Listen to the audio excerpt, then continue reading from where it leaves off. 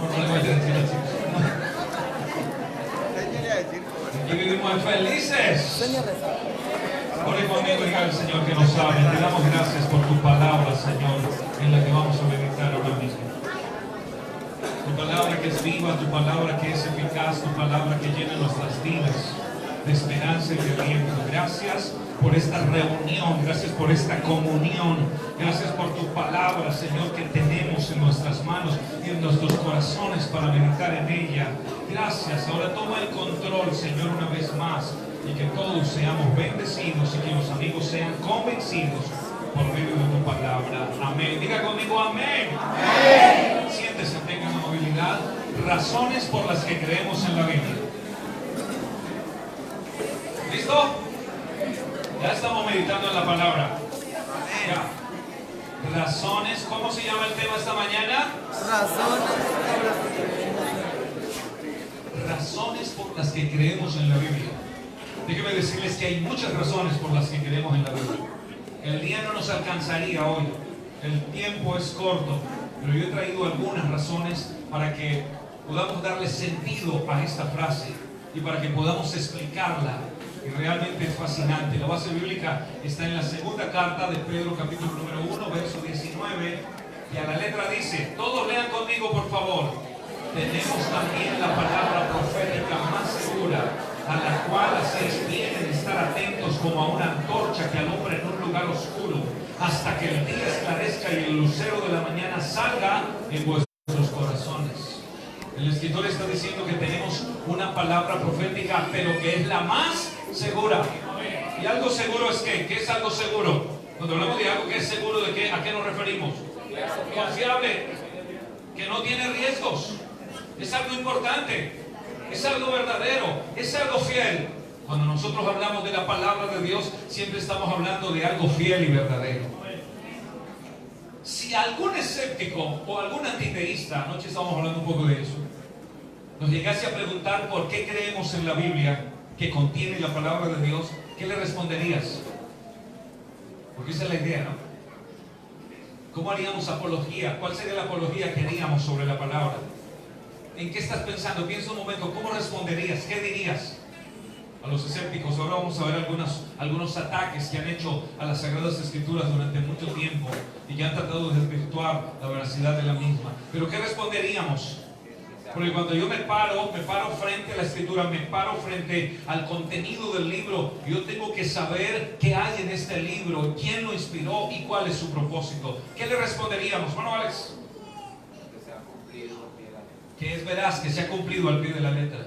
¿Qué más diríamos? Que es inspirada por Dios. Que es inspirada por Dios. ¿Qué más decimos? Que es verdad, que no cambia, que es fiel, que es inmutable. Tenemos que decir de alguna manera que la Biblia es un libro. Que la Biblia es, ¿qué, hermana Mary? Que en la Biblia encontramos la salvación. Cuando hablamos de las razones, podemos decir inicialmente que una de las razones por las que creemos en ella es por su unidad. Y hablar de la unidad es hablar precisamente y decir que la Biblia cubre cientos de temas y sin embargo no se contradice a sí misma, permanece unida en su tema. Si usted ha leído la Biblia y conoce el contexto bíblico, tanto antiguo testamentario y neotestamentario, cuando uno empieza a leer el libro del Génesis y termina en Apocalipsis, todo tiene coherencia en el mensaje. Y ahora vamos a ver, a pesar de que todos los escritores eran de oficios y trasfondos diferentes, mire, los que escribieron la Biblia fue escrita en 3 continentes, Asia, África y Europa. Cuando alguien se sienta a escribir un libro, una novela, se sienta y termina y la escribe el mismo. Pero lo curioso es encontrar aquí 40 autores a lo largo de 1500 años escribiendo los asuntos inspirados por Dios, pero que cuando se cotejan al paso de los cientos y los miles de años, todos tienen un mensaje coherente y teológico. Dígame qué libro.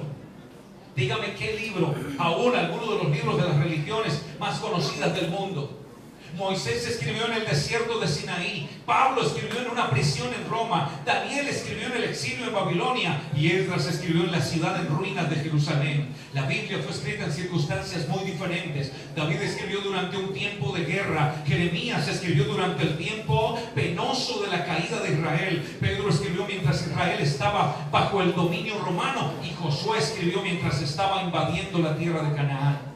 Cada uno de ellos escribe en momentos diferentes, en tiempos diferentes, en momentos culturales diferentes. Escrita en un periodo de 1500 años por 40 autores. Moisés, entre ellos, un líder político aliestrado en las universidades de Egipto. Pedro, un pescador. Amós, no es Amos, es Amós, un pastor boyero, pastoreaba bueyes.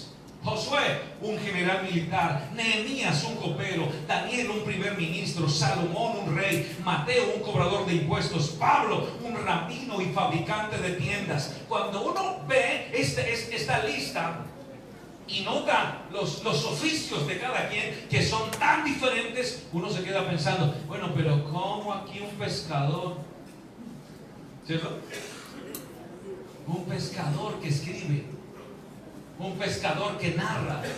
¿Cómo lo podemos aquí como comparar? Bueno, Mateo pues era un cobrador de impuestos. Bueno, Pablo era un rabino, tenía 2 ciudadanías, era un hombre elocuente. Pero ¿cómo estos hombres?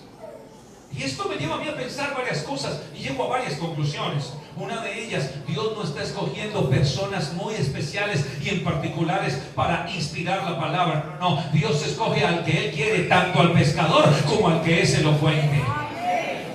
A la hora de usar a alguien, Dios no está mirándole exclusivamente su título. A la hora de usar a alguien, Dios mira su corazón. No mira el Señor conforme miramos nosotros. Los escritores tenían diferentes propósitos al escribir. Isaías escribió para advertirle a Israel del próximo juicio de Dios por su pecado. Mateo escribió para probarles a los judíos que Jesús era el Mesías. Zacarías escribió para alentar a un Israel descorazonado que había vuelto del exilio en Babilonia. Pablo escribió tocando problemas que existían en diferentes iglesias de Asia y de Europa. Como pueden notar, los escritos y los propósitos son variados. Lo asombroso, es asombroso que con tanta diversidad haya tanta unidad en la Biblia. Esa unidad está organizada alrededor de un tema, y el tema es la redención del hombre y de toda la creación. Se tocan cientos de temas polémicos y sin embargo los escritores no se contradicen entre sí. La Biblia es un documento increíble. Esa palabra merece ese aplauso.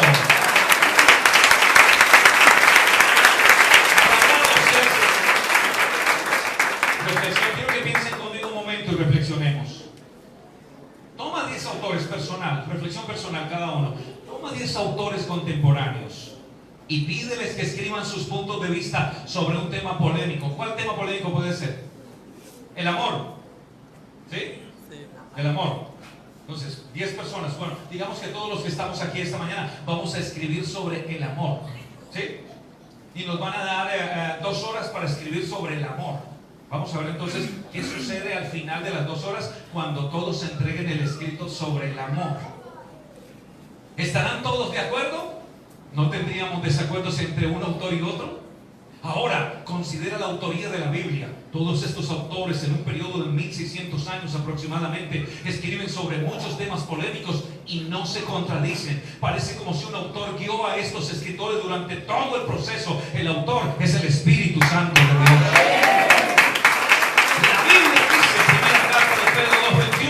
Los profetas nunca hablaron por su propia voluntad. Al contrario, eran hombres que hablaban de parte de Dios, dirigidos por el Espíritu Santo. La unidad de la Biblia es solo una prueba asombrosa más de la inspiración y la autoridad divina de la Biblia. ¿Qué pasó con el escrito?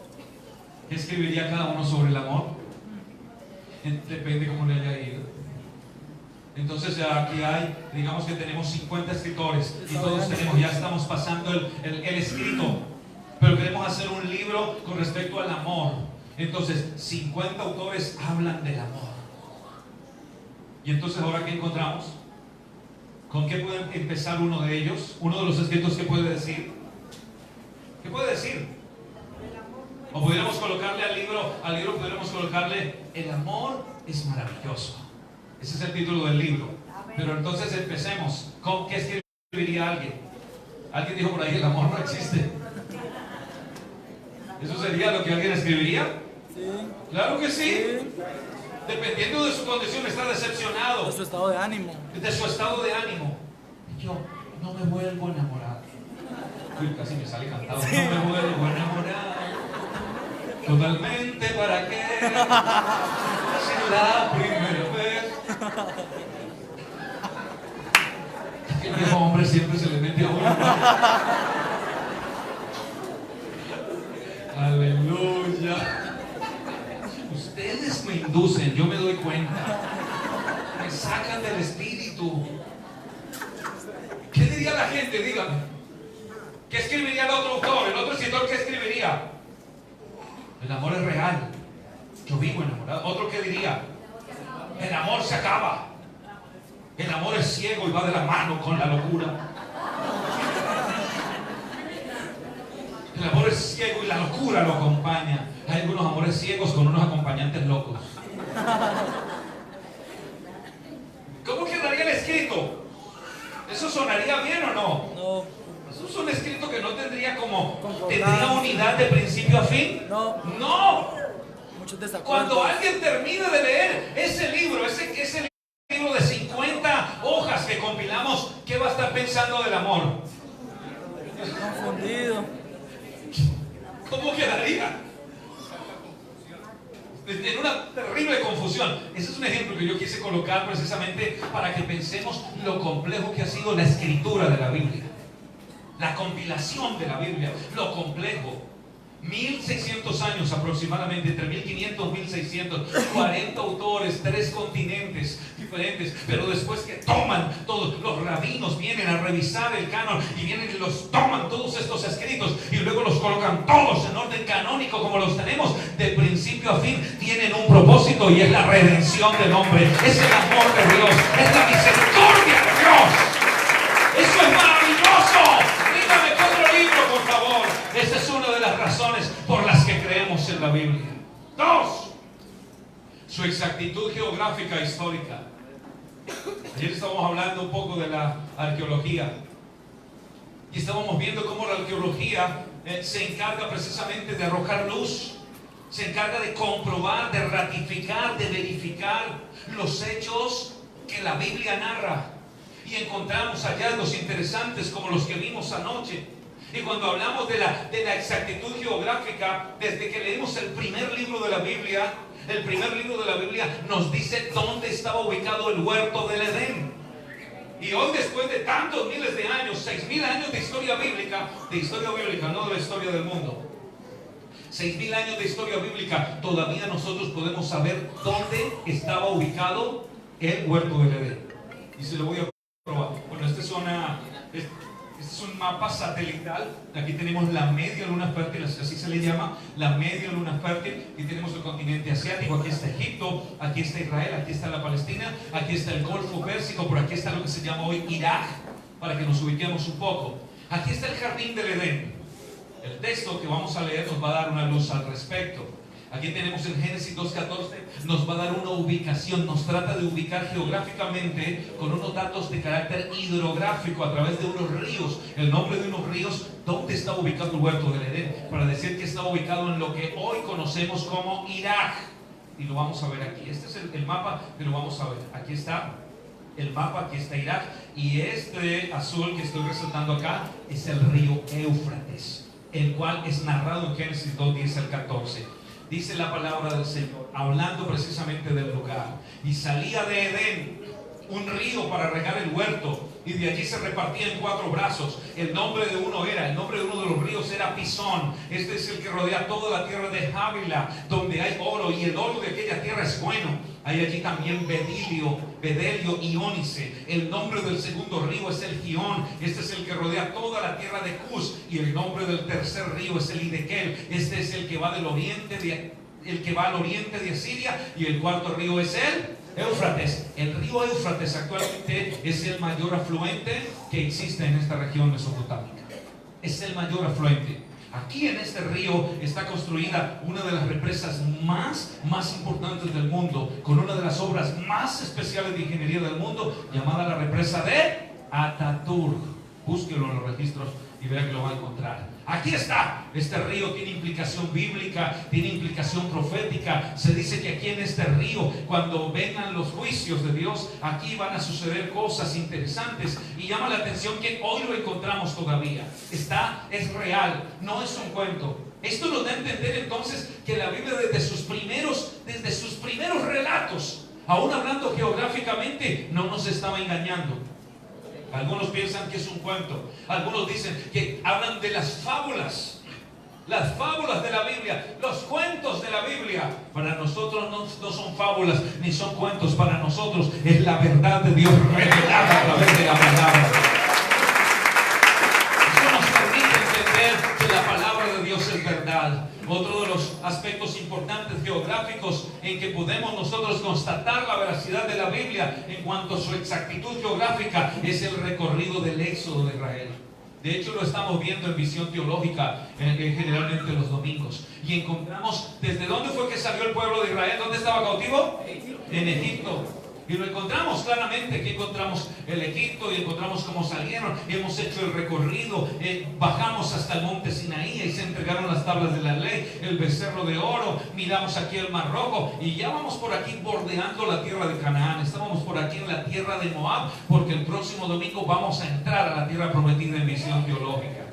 Cuando notamos esto, entonces estamos seguros que los relatos bíblicos y que las narraciones se dieron exactamente donde se narran, y que cuando lo constatamos de una manera geográfica en los mapas, encontramos que es veraz. Algunos lugares y eventos más, entre ellos tenemos el río Jordán. Esta es una imagen real, actual del río Jordán. No es simplemente una imagen de un río, no, es una imagen actual del río Jordán. ¿Qué eventos sucedieron en el río Jordán? Uno especial, ¿cuál? El bautismo del Señor Jesucristo. Cuando Juan el Bautista estaba haciendo su labor como precursor y estaba bautizando para arrepentimiento, y vio al Señor que venía a él, y él dijo: he aquí el Cordero de Dios que quita el pecado del mundo. Y el Señor le dice: es necesario que me bautices, pero él le dice: no soy yo el que debo ser bautizado. Y el Señor le dice: bautízame, porque hay que cumplir toda justicia. Y la Biblia dice que Juan lo bautizó. Este Jordán, bueno, muchos más eventos, pero no tenemos el tiempo. Tenemos el valle de Megiddo. En este valle de Megiddo se dieron algunas guerras antiguo testamentarias, y se dice que será aquí en este valle donde se llevará a cabo la tercera guerra mundial, llamada la batalla de Armagedón, y que está preparado precisamente todo para que hoy en día se dé, y va a ser con armas de destrucción masiva. Encontramos también la Jerusalén, por supuesto, el epicentro de los aspectos cristianos, donde se manifestó el Señor. Y aunque hoy los mismos judíos no creen, yo pensaba en algún tiempo que ignoraba que en la tumba de Jesús los mismos israelitas eran los que tenían todo muy bien organizado, ¿no? Pues sabe que no, son los católicos los que están pendientes, porque los israelitas no recibieron a Jesús. Ya lo saben, que la Biblia dice que a los suyos vino a salvarlos, y los suyos no lo recibieron. Pero por cuanto no lo recibieron, a todos los que le recibimos, a los que creemos en su nombre, nos dio potestad de ser hechos hijos de Dios. Los que no somos engendrados por voluntad de carne, sangre ni de varón, sino que somos engendrados por la palabra de Dios. Ese es el nuevo nacimiento. Así que en Jerusalén se han dado grandes eventos, grandes relatos. Ahí encontramos la manifestación del Señor Jesús, su nacimiento, su crecimiento, su ministerio, su muerte, su resurrección, su comisión. Bueno, todo lo que conocemos que se dio en Jerusalén, y no se puede ignorar, no se puede dejar a un lado. Estos aspectos nos llevan a nosotros a creer en la veracidad de la palabra de Dios. Tercera razón por la que creemos en la Biblia. ¿Cuántas razones llevamos? ¿Cuál es la primera? Su unidad. 2, ¿cuál es la segunda? Su exactitud geográfica. 3, ¿cuál es? Su preservación y vigencia. ¿A qué me refiero con la preservación? ¿Qué es algo que se preserva? ¿Qué es? Algo que se guarda, que se conserva. Uno ve algunos enlatados, Uno dice, ¿qué día compramos un enlatado? Y yo miré y decía, vence en el año 2020. Esto puede estar aquí cuántos años aquí enlatado y luego uno se lo come feliz. ¿Qué hacen para preservarlo? ¿Qué debe tener?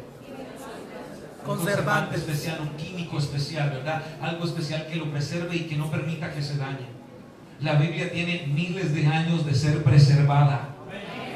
Y el conservante que tiene es espiritual, porque es el poder de la palabra de Dios. Es el espíritu de la palabra el que la preserva. Empezamos hablando estos días precisamente de cómo nos llegó la Biblia. Y vimos que nos llegó inicialmente ¿en qué? Piedra. En piedra, ahí se escribió la ley. Luego ¿en qué se escribió? Arcilla, tablas cuneiformes. Luego ¿en qué se escribió? En madera. Luego ¿en qué se escribió? Papiro. ¿Esto es qué? Papiros. Luego ¿en qué? Pieles, llamadas los rollos. Luego viene la imprenta. Año de 1456, Biblia de Gutenberg en Alemania. Luego de tenerla aquí físicamente, 2 tomos. Existieron 2 tomos, 2 del Antiguo Testamento, 2 del Nuevo Testamento. Ahora, ¿cómo llegó después? Ya en MP3. Empezamos a oírla en audio, ¿cierto? Empezamos a oír, entonces ya podíamos oír la Biblia, nos sentábamos a oír la Biblia. Se podía oír a través de los cassettes, ¿no? En grabadoras. Y escuchábamos. Luego ya vino el CD, el MP3. ¿Y ahora cómo la tenemos? En aplicaciones. Diferentes versiones. Ahora tenemos todo lo que necesitemos. ¿Eso qué quiere decir? Que a lo largo de todos estos miles de años, la Biblia jamás ha perdido su vigencia. Dígame qué otro libro. Dígame qué novela. Háblame de alguna novela, de algún literato, alguno que haya obtenido premio Nobel, alguna, que nos digan que el libro ha permanecido intacto a lo largo de miles y miles de años y aquí está firme y vivo en esta mañana. Todavía su palabra está viva. Eso se llama preservación y vigencia, así se llama. Pese a algunos aspectos importantes. Esta fue traducida actualmente, ha sido traducida actualmente a más de 2.500 idiomas en el mundo. Dígame qué libro. Por eso es una de las razones por las que está en el libro de los Guinness World Records. Es una de las razones donde están las grandes hazañas registradas de lo que se hace en el mundo. Está en ese libro precisamente. Esa es una de las razones porque es el libro más vendido del mundo también. Porque fue el primer libro que se tradujo, que se imprimió en la imprenta.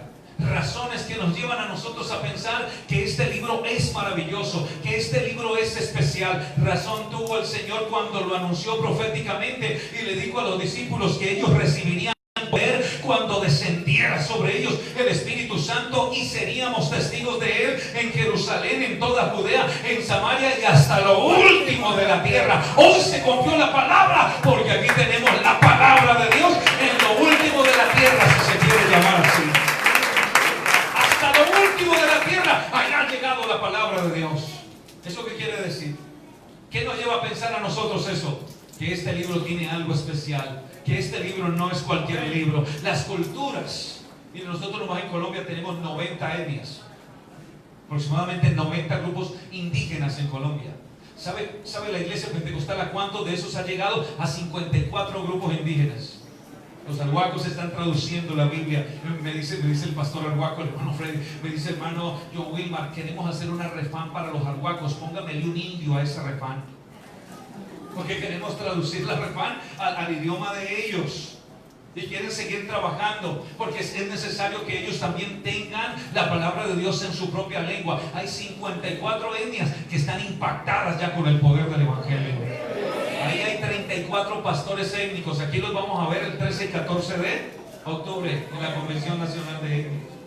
Esto quiere decir que el movimiento de la palabra no se ha detenido, que donde llega la palabra de Dios algo pasa. Y como esto es tan contundente, vienen los ataques del maligno, por supuesto.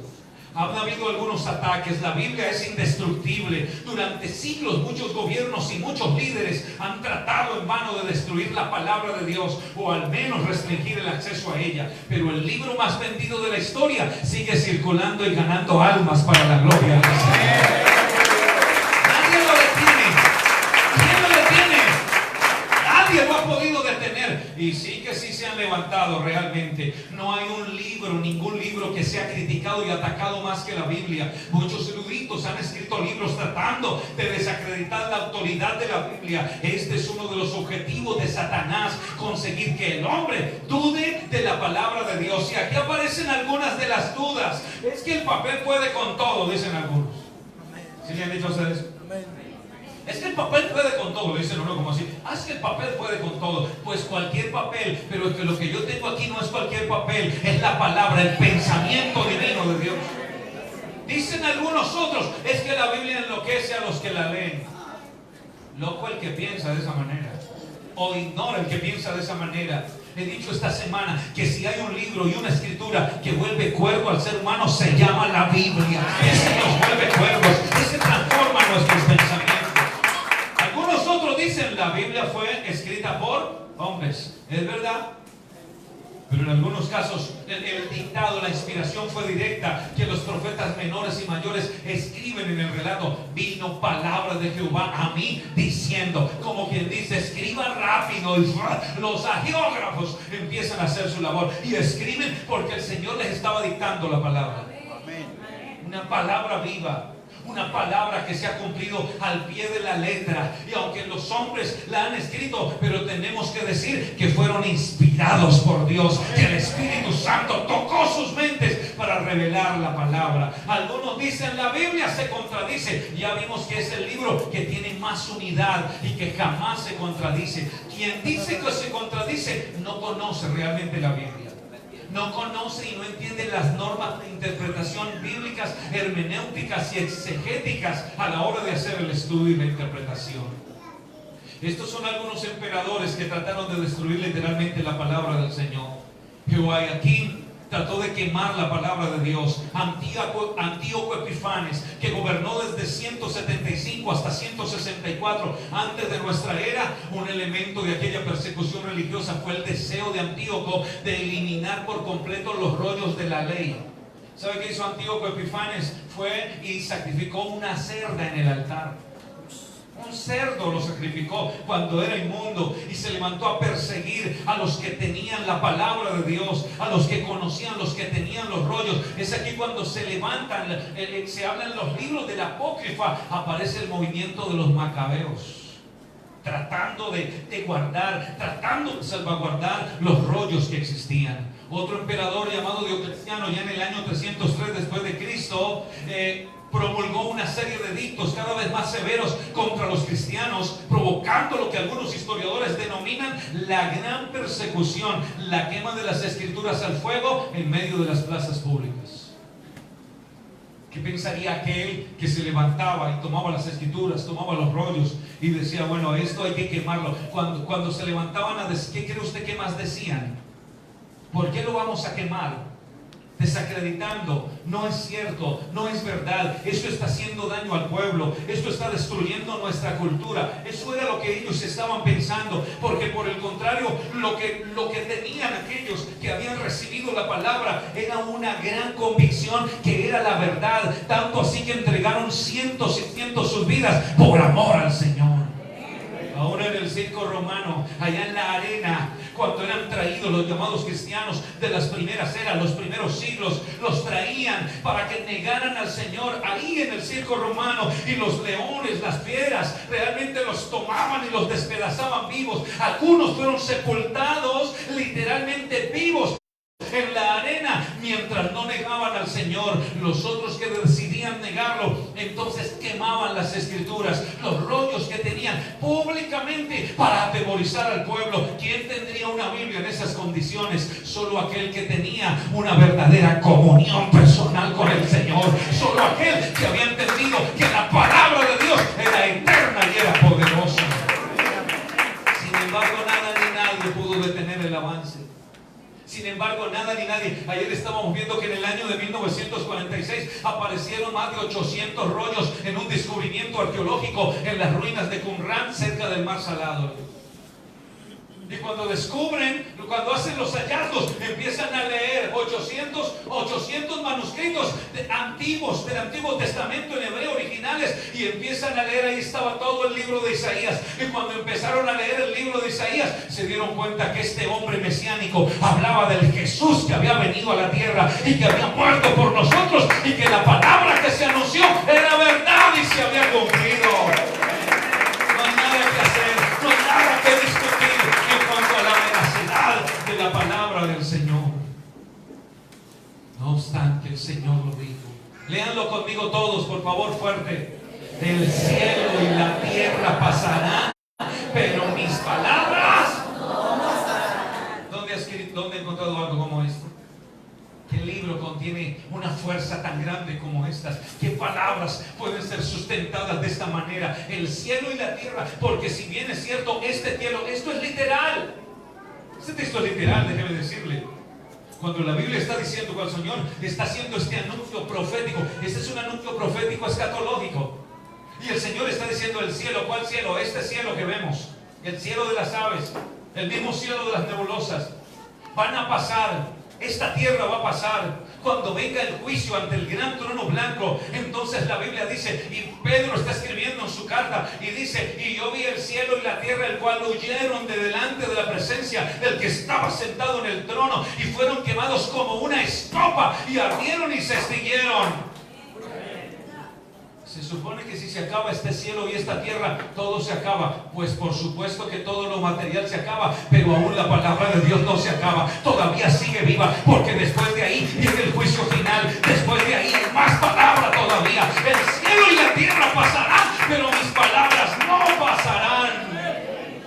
Algunos literatos reconocidos a nivel mundial escriben y hablan de la Biblia. Miguel de Unamuno decía: tu palabra no muere, nunca muere, porque vive. No muere tu palabra omnipotente, porque es la vida misma, y la vida no vive, vivifica. La vida le da vida a otros.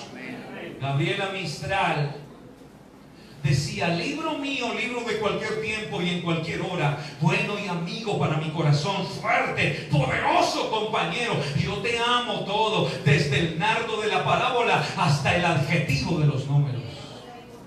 Qué palabra, qué poesía la de esta mujer, ¿verdad? Otra vez, leámoslo todos, por favor. Libro mío, libro de cualquier tiempo y en cualquier hora, bueno y amigo para mi corazón, fuerte, poderoso compañero. Yo te amo todo, desde el nardo de la parábola hasta el adjetivo de los números. Qué admiración, ¿verdad? Qué admiración por la palabra. 4. Creemos en la palabra de Dios por el cumplimiento de sus profecías, porque la palabra de Dios ha sido fiel. Números capítulo 23 verso 19 dice: Dios no es hombre para que mienta, ni hijo de hombre para que se arrepienta. Él dijo y no hará, habló y no lo ejecutará. Primer libro de Samuel 15:29 dice: además el que es la gloria de Israel no mentirá ni se arrepentirá, porque no es hombre para que se arrepienta. Y yo creo que esta mañana los que estamos aquí somos testigos que lo que Él nos ha prometido, Él lo ha cumplido al pie de la letra. Él me prometió sanarme, yo he creído que Él me ha sanado. ¿A cuántos ha sanado el Señor? Él me prometió bendecirme y lo ha cumplido al pie de la letra. Hay una palabra para cada situación difícil. Lo que nos resta a nosotros es conocerla, es entenderla. Esa es la veracidad y el cumplimiento de sus profecías. En algunos de sus cumplimientos encontramos el diluvio anunciado por Dios mismo a Noé en Génesis 6:13. Encontramos el nacimiento de Isaac anunciado a Abraham para Sara en su vejez en Génesis 21. Encontramos las plagas de Egipto anunciadas por Moisés a Faraón en Génesis 7, 8 y 9. Encontramos la llegada a la tierra prometida y la caída de Jericó en Josué capítulo número 6. Encontramos el regreso de Israel a su tierra, cumplida en el año de 1948, profetizada por Ezequiel en los capítulos 36 al 38. Este es un dato más bien reciente. Ya saben que todos fueron despatriados una vez más. Y cuando Jesús habló de las señales, de las señales que anunciarían su venida, su regreso, está diciendo entonces que Jerusalén sería destruida Y hay de los que están en la azotea, y hay de las que están en cinta, y cómo habrá llanto y habrá lloro. Y estaba refiriéndose al año 70 después de su manifestación, cuando el emperador Tito romano entró a Jerusalén y la devastó y acabó con todo, y fueron dispersados. De ahí en adelante Israel, los judíos, no tenían tierra, no tenían una nación, habían sido esparcidos. Pero al paso de los años, y en el año de 1948, las Naciones Unidas nuevamente entregaron el estatus de nación constituida plenamente a Israel. Hubo una guerra de los 6 días, algo extraordinario, donde ellos nuevamente recuperaron su territorio, y hoy es una de las potencias mundiales, donde la mano del poderoso Dios está con ellos. Cumplimiento de la palabra. Juan el Bautista anuncia la venida del Mesías, el ungido. Cumplimiento en Mateo 3, profecía sobre el Mesías que viene a la tierra en Isaías capítulo 9 verso 6. Un niño nos es dado y nos es anunciado, y el principado sobre su hombro, y llamará su nombre admirable, Dios fuerte, Padre eterno, príncipe de paz. La resurrección de Cristo profetizada en Oseas el capítulo 6 verso 2, y en el cumplimiento, cuando Jesús muere en el Calvario, se cumplen aproximadamente 300 profecías. ¿Cómo le parece? Mucho bombardeo, ¿verdad? Me toca así porque no lo alcanzo. Aleluya. ¿Qué estamos pensando ahora de la palabra? ¿Cómo pensamos? Ahora, ¿qué voy pensando? ¿Qué actitud voy tomando? Porque lo que tenemos para finalizar, la quinta razón, porque hay cientos y cientos más razones, es el poder transformador de la palabra. Y de eso sí que sabemos nosotros. De eso sí que nosotros testificamos. Si nos levantáramos hoy, si levantáramos a cada uno de nosotros a decir, cuéntanos por qué la palabra de Dios te transformó, de qué manera, todos nos levantaríamos a hablar de alguna manera, porque la palabra de Dios es viva y eficaz. ¿Cuántos lo creen? Viva y eficaz. Miren cómo habla. Este texto siempre me ha impactado, porque es un texto muy particular. La forma como se escribe de ella misma, porque la palabra está hablando de ella misma y de su efecto, y está diciendo ella es viva. ¿Qué es algo vivo? Algo que tiene ¿qué? Movimiento, tiene vida, algo que se mueve, algo que está vivo. ¿Y qué dice? Es viva y eficaz. ¿Qué es algo eficaz? Algo bueno, algo contundente, algo poderoso, algo importante. Y empieza aquí utiliza como un eufemismo para darnos a entender una figura literaria. Y ella es más cortante que toda espada de 2 filos. Porque en el Antiguo Testamento habían espadas de 2 filos. Y las guerras y las batallas eran mucho más complejas, con una espada que cortaba por lado y lado. Y penetra, aquí viene, y penetra hasta partir el alma y el espíritu. Aquí hay una parte interesante. ¿Cómo es eso de partir el alma y el espíritu? ¿Cómo es eso? Parte el alma y el espíritu. Y ella toca el corazón. Cuando nos damos cuenta, uno está como que, uy, si he actuado mal. Cuando uno se da cuenta, está llorando. ¿Por qué estoy llorando? ¿Qué está pasando? Estoy siendo conmovido. El alma y el espíritu. Ella entra en el corazón, ella entra en el pensamiento. Pero luego también tiene un efecto físico. Nótenlo. Parte el alma, el espíritu, las coyunturas y los tuétanos.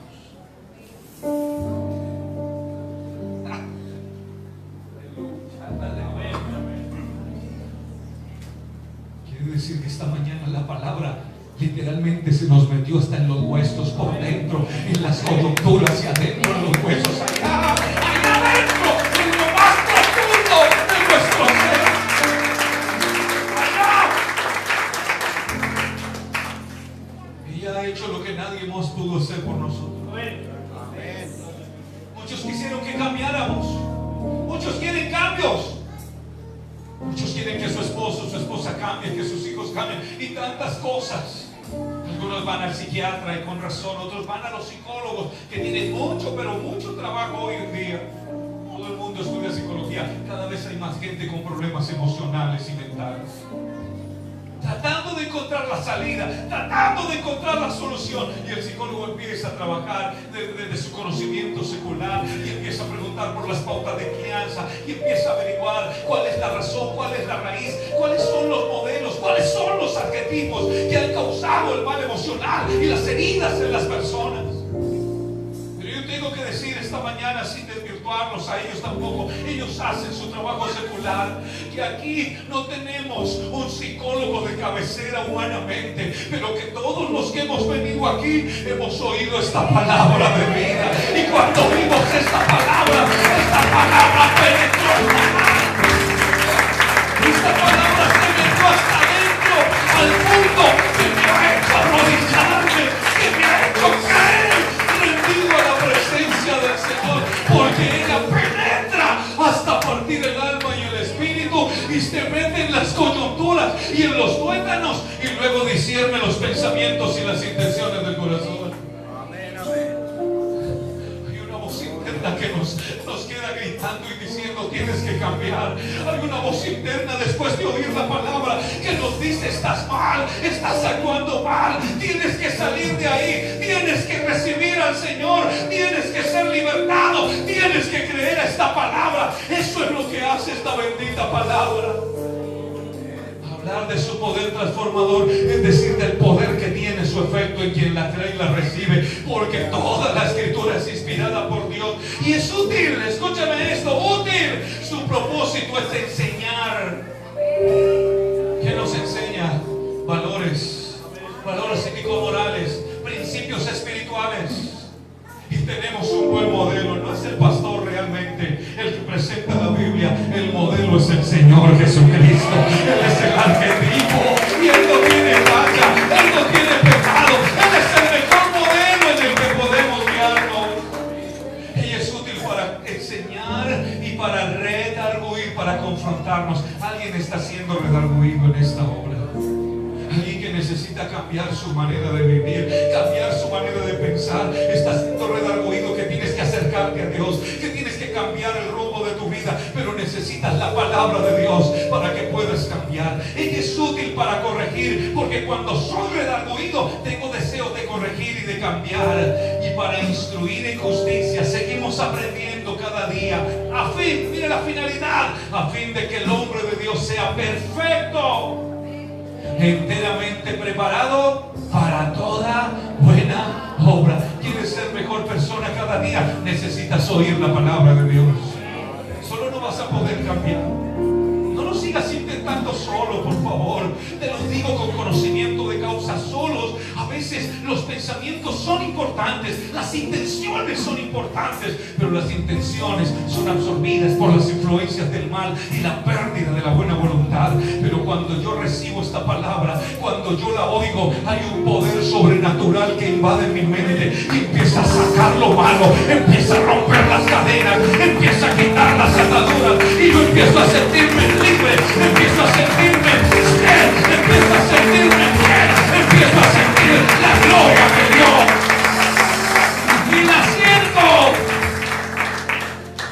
porque nosotros todos miramos a cara descubierta como en un espejo la gloria del Señor a través de la palabra, y en ella somos transformados de gloria en gloria en la misma imagen como por el Espíritu del Señor. Yo me paro frente a la palabra. Cuando me paro frente a la palabra, hemos venido muy mal arreglados.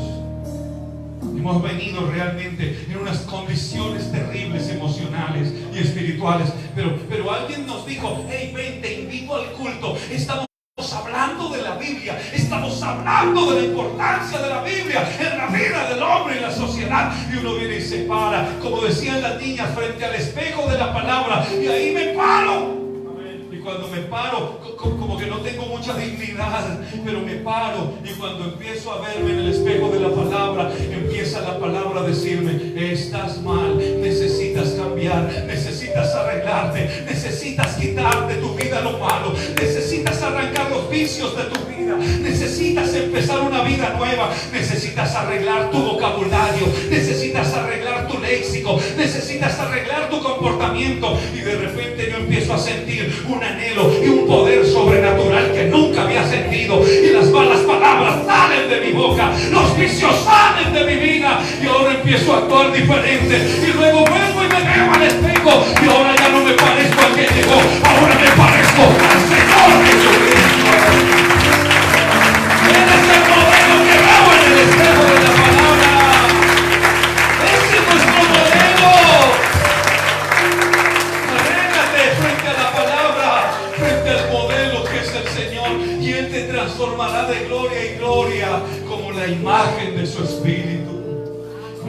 que tenga la bondad. Porque yo sé que alguien hoy necesita la vida de la palabra. Porque el Espíritu, léanlo todos conmigo, por favor, ahora mismo. Juan, el capítulo 6, verso 63 dice, todos a una voz: el Espíritu es el que da vida, la carne para nada aprovecha. Vamos a leerlo todos. El Espíritu es el que da vida, la carne para nada aprovecha. Las palabras que yo os he hablado son espíritu y son vida.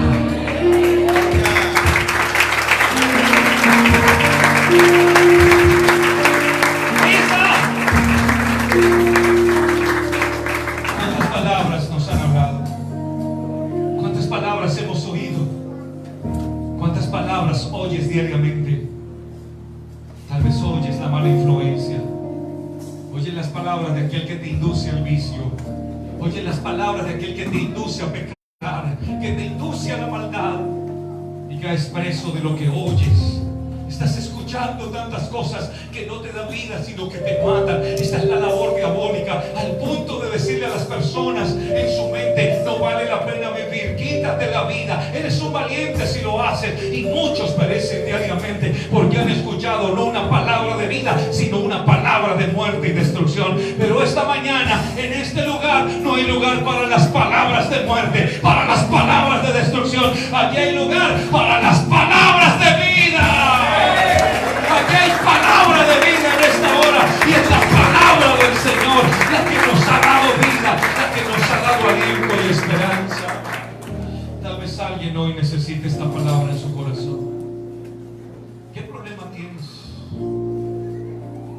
Yo quiero orar por alguien que tenga un terrible problema y que necesite una palabra de vida en su corazón. Dios te bendiga, Mauricio.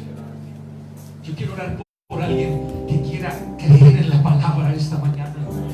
Quiero orar por un amigo que haya venido tal vez desesperado, que haya venido desahuciado. Aquí tienes la vida y la vida de la palabra. Esta palabra te hace bien. Esta palabra te da el aliento que necesitas. Si necesitas vida, aquí está la vida de la palabra. Si necesitas aliento, aquí está el aliento de la palabra. Solamente abre tu corazón y permítele al Señor renovar lo que se ha perdido y restaurar tu corazón. Porque aquí somos testigos que Él nos ha dado vida. Dios te bendiga. Vamos a orar por ti. Porque aquí somos testigos que aunque un día estábamos perdidos y Él nos encontró, y cuando nos hablaron la palabra nosotros la creímos, y desde ese día en adelante tenemos la vida, tenemos gozo, tenemos alegría. Es la palabra de Dios lo mejor que nos ha pasado. Este es el libro de los libros. Yo quiero que le demos un aplauso al Señor por su palabra.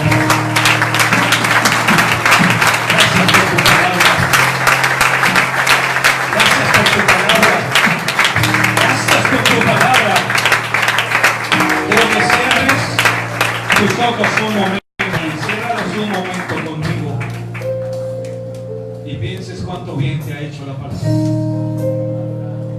Piensa un momento cuánto bien te ha hecho esta palabra. Las razones por las que creemos en ellas es por su unidad, es por su veracidad, es por su exactitud geográfica,